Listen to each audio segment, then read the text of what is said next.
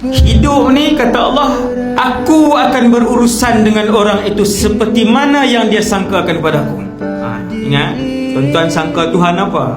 Tuhan Maha Kaya, maka Allah kaya dan Allah akan mengayakan kita. Ana inda husni dhanni abdi bi, kata Allah. Aku, kata Allah, akan mengikut seperti mana yang hamba-Ku sangkakan kepada aku.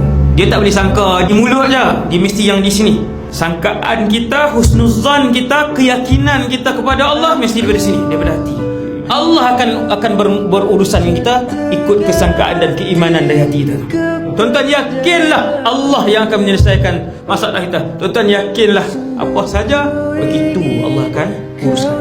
Itu janji Allah, bukan janji saya. Aku adalah seperti mana baik sangkanya hamba-Ku kepada aku. Kalau dia buruk sangka, aku akan buat macam tu.